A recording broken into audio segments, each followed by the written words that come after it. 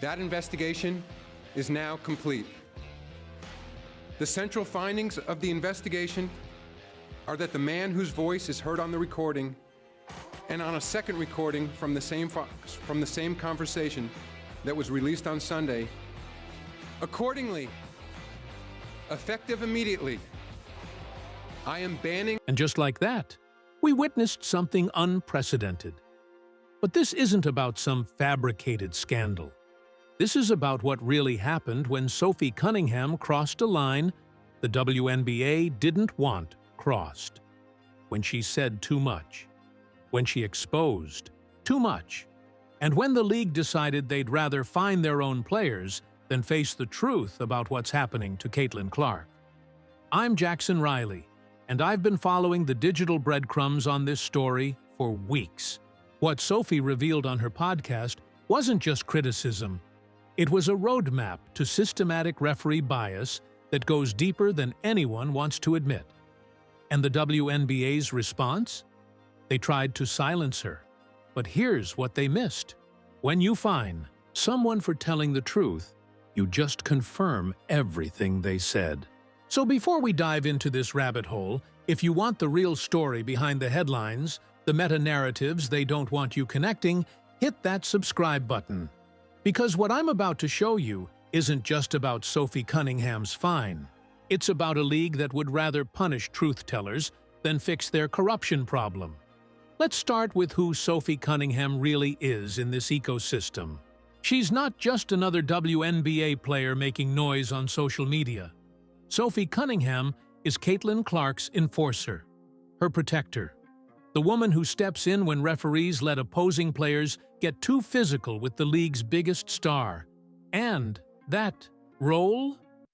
It's made her dangerous to certain people in positions of power. See, Sophie doesn't just play basketball, she creates content. Her TikTok presence is massive.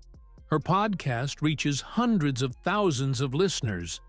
And she's not afraid to call out what she sees. That combination of platform and proximity to Clark makes her the most dangerous kind of insider. One with both credibility and reach. But here's where the story gets really interesting. Sophie's been documenting the Clark targeting problem for months. Not just the obvious cheap shots everyone sees, but the subtle stuff. The non-calls that happen consistently. The pattern of officiating that seems designed to frustrate and intimidate rather than protect. And when she finally decided to connect those dots publicly on her podcast, the WNBA moved faster than they've moved on any investigation in years. Now, the league hasn't released the exact transcript of what Sophie said that triggered the fine. But I've been filtering through the noise, following the digital conversations, and the signals point to something much bigger than general referee criticism. Multiple sources close to the situation suggest Sophie didn't just criticize the refs. She named specific officials, identified patterns across multiple games, and worst of all, she questioned whether the targeting was intentional. That's the line you don't cross in professional sports. You can say the refs had a bad night. You can say they missed calls. But you don't suggest they're doing it on purpose. You don't imply systematic bias. And you definitely don't do it when you have the platform to reach hundreds of thousands of people. But Sophie did exactly that. And here's why that matters so much. She had the receipts. Okay, now let's get into rumor territory. Nothing is officially confirmed, but the online chatter is too loud to ignore. Word from inside WNBA circles is that Sophie's podcast episode included specific game film analysis. She reportedly broke down referee positioning during key Clark moments, identified which officials were involved in the most controversial non-calls, and even suggested there might be communication between certain refs about how to handle Clark's situations. The temperature of the online conversation suggests Sophie wasn't just venting, she was building a case. And when you're building a case against league officiating with that level of detail and platform reach, you're threatening the entire system. Think about it from the WNBA's perspective. They've got their biggest star since Sue Bird getting hammered game after game. Fans are noticing. Social media is buzzing. Every Clark game becomes a referendum on referee competence. And then, one of Clark's teammates, someone with insider access and a massive platform, starts connecting dots in ways that could lead to federal investigations. What do? You fine her. You send the message. You try to control the narrative before it spirals completely out of control. But here's what the WNBA missed in their rush to silence Sophie. The fine itself became the story. It confirmed everything she was saying. Why would you punish someone for criticizing refs, unless those criticisms were getting too close to uncomfortable truths? The timing is crucial here too. Sophie's fine came down just days before a crucial stretch of Clark's schedule. Games that could determine playoff positioning, MVP voting, and the overall trajectory of what's become the most valuable rookie season in WNBA history. Coincidence? Or calculated timing to minimize the impact of Sophie's advocacy?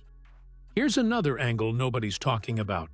Sophie Cunningham isn't just Clark's enforcer on the court. She's become her voice, off it. While Clark tries to stay diplomatic in press, conferences, Sophie says what Clark can't say. She fights the battles Clark can't fight without jeopardizing her own position. That dynamic makes Sophie incredibly valuable to Clark, but incredibly dangerous to anyone who benefits from the current officiating status quo. And when you start asking who benefits from inconsistent Clark officiating, the answers get uncomfortable, fast. I've been connecting the dots between Sophie's podcast revelations and some broader patterns in WNBA governance, and frankly, the picture that emerges is troubling. We're talking about a league that's been ignoring a major salary cap scandal for over 12 months while moving at lightning speed to fine players who criticize referees. The Las Vegas Aces situation, the team that's been under investigation for salary cap violations since last year with no resolution, that's still pending. But Sophie criticizes refs and gets fined within weeks. What does that tell you about WNBA priorities? Official sources won't tell you this, but if you follow the digital breadcrumbs, a different picture emerges. Multiple franchise executives have privately questioned the league's enforcement priorities. Why are they so quick to police player speech, but so slow to resolve actual competitive integrity issues? And here's where Sophie's situation connects to that broader dysfunction. When you have unresolved corruption allegations in one area of league operations, any criticism of officiating becomes exponentially more dangerous. It raises questions about institutional integrity that go way beyond individual referee performance. Sophie didn't just criticize refs. She highlighted systemic problems at the worst possible time for a league already dealing with credibility issues. But let's zoom back to the human element here. Sophie Cunningham has built her entire WNBA identity around being authentic, being unfiltered, being the player who says what others won't say. That's not just her brand, it's her value proposition to fans who are tired of sanitized athlete communications. When the WNBA fined her, they weren't just punishing criticism, they were attacking the very authenticity that makes her valuable to the league's ecosystem. They were telling her to be less herself, to care less about her teammate, to prioritize league image over competitive integrity. And here's the thing about Sophie Cunningham. She's not built to back down from that kind of pressure.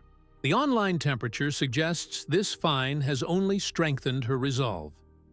Her recent social media activity shows someone who's doubling down, not backing away. She's become more vocal about Clark's situations, more critical of officiating patterns, more willing to use her platform for advocacy. The WNBA wanted to silence her. Instead, they've created a martyr. Now here's where this gets really interesting from a meta-narrative perspective. Sophie's fine has sparked conversations that go, Way beyond individual referee performance, fans are starting to ask bigger questions about WNBA governance, about who makes disciplinary decisions, about what the league prioritizes when it comes to competitive integrity. Those conversations are exactly what the WNBA was trying to prevent with the fine. But by moving so aggressively against Sophie, they've amplified the very discussions they wanted to suppress. I've been filtering through Reddit threads, Twitter conversations, and TikTok comments, and the pattern is clear. Fans see Sophie's fine as proof that she was right about everything. The league's response has backfired spectacularly. But here's what really concerns me about this situation. If the WNBA is willing to fine Sophie Cunningham for podcast criticism, what are they willing to do to other players who speak out? Are we creating an environment where players self-censor because they're afraid of league retaliation? That's a dangerous precedent for any professional sports league. When players can't trust that criticism will be handled professionally rather than punitively, you create a culture of silence that enables the very problems you should be solving. And in Clark's case, specifically, that silence could be catastrophic. She needs advocates like Sophie. She needs teammates willing to call out targeting. She needs voices that aren't afraid of league backlash. The Sophie fine threatens all of that. Reading the signals from inside WNBA circles, there's growing concern that the league's response to Sophie represents a broader shift toward aggressive reputation management, rather than problem-solving. Multiple sources suggest that league executives are more focused on controlling narratives than addressing the underlying issues those narratives expose. That's exactly the wrong approach when you're dealing with systematic officiating concerns. You can't fine your way out of credibility problems. You can't silence criticism without addressing the underlying issues that generate that criticism. But the current WNBA leadership seems to believe they can manage this through disciplinary action rather than systemic reform. Here's another angle that's getting zero attention in mainstream coverage. Sophie's fine establishes a precedent that other players are already feeling. Multiple sources close to different franchises report that players are now more careful about criticizing officials in any public forum. That chilling effect isn't theoretical. It's already happening. And when players self-censor about officiating, those problems get worse, not better. The WNBA has created a feedback loop where the very people best positioned to identify officiating issues, the players experiencing them, are now incentivized to stay quiet about them. That's not just bad for competitive integrity. It's bad for the league's long-term credibility.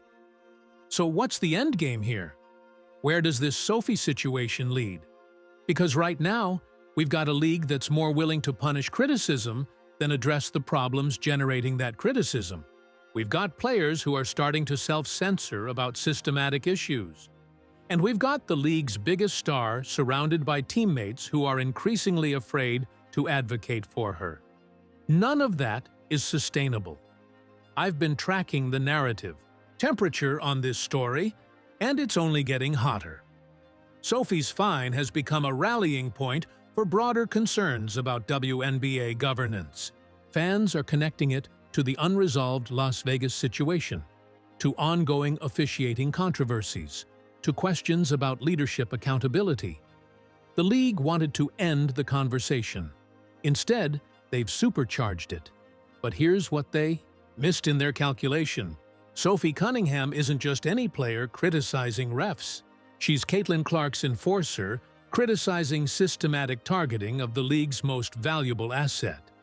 When you fine someone for protecting your biggest star, you're not just disciplining a player, you're sending a message about your priorities. And that message? It's that league image matters more than player safety. That criticism is more dangerous than the problems generating that criticism. That protecting referees is more important than protecting stars. Those are exactly the wrong messages to send when you're trying to build credibility in a growing sport. the inevitable question becomes, what happens next? Does Sophie back down, or does she escalate? Do other players follow her lead, or do they retreat into safer criticism? Does the league double down on reputation management, or do they finally address the underlying officiating issues? Based on everything I'm seeing in the digital conversations, this story is far from over. Sophie's not built to back down. The Clark targeting isn't stopping, and fan attention is only intensifying. The WNBA wanted to control this narrative through disciplinary action. Instead, they've created the exact opposite of what they were trying to achieve. More attention, more criticism, and more questions about their priorities and competence. That brings us to the inevitable question that nobody in WNBA leadership wants to answer. If Sophie Cunningham was wrong about systematic Clark targeting, why fine her instead of just proving her wrong with data? So what's fact and what's speculation? Let's break it down. The fact is, Sophie got fined for podcast criticism. The fact is, she's been Clark's most vocal defender. The fact is, the timing coincided with crucial games for Clark's season. But the speculation, and this is important speculation, is about what Sophie actually said that triggered such a strong league response. The speculation is about whether that response proves she was right about everything. The speculation is about what this means for other players who might want to speak out. Here's what I know for certain after following these digital breadcrumbs. The WNBA's response to Sophie Cunningham has created more problems than it solved. They wanted to silence criticism, but they've amplified it. They wanted to control the narrative, but they've lost control of it. And most importantly, they wanted to protect their officiating system, but they've only highlighted its vulnerabilities. The temperature of the online conversation suggests we're at a tipping point.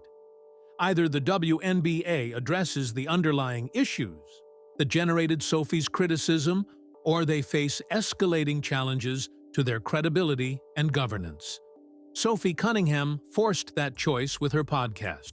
The league's response chose poorly. But here's the thing about forcing choices in professional sports. The truth has a way of emerging regardless of how many fines you hand out. Sophie's criticism will either be validated by continued targeting patterns, or it'll be disproven by improved officiating. Either way, the WNBA has now made this story bigger than it ever needed to be. That's what happens when you try to silence truth-tellers instead of addressing the truths they're telling. See you in the next one, where we'll be following wherever these digital breadcrumbs lead us next.